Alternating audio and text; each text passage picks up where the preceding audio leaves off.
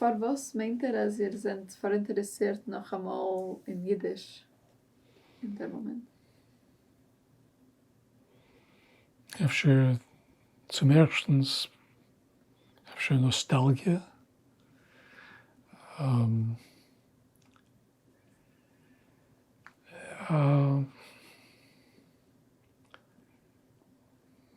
Efter is von mir ist das gewesen a derch zu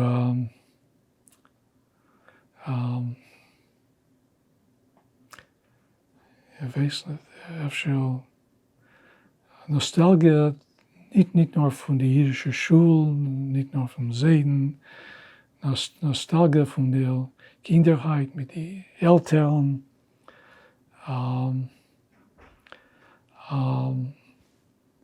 Ich weiß nicht, nicht der Fall, was ich bin gewesen Jiddisch ist, nicht der Fall stammt zu, sagen wir sagen, als Jiddisch soll leben.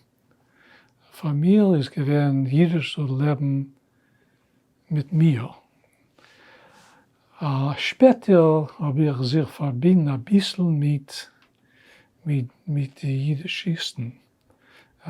Von mir ist gewesen interessant, was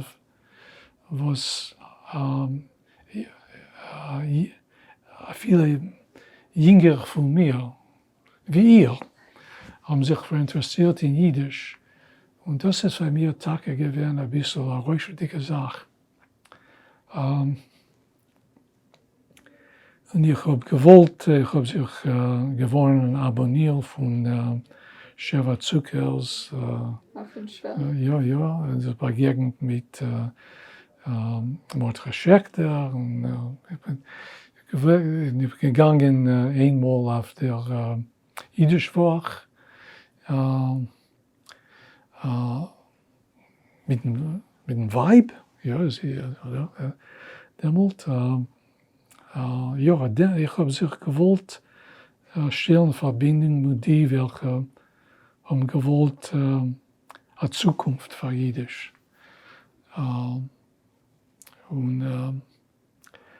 Aber zum ersten ist es für mich gewesen nur nostalgisch. Ja.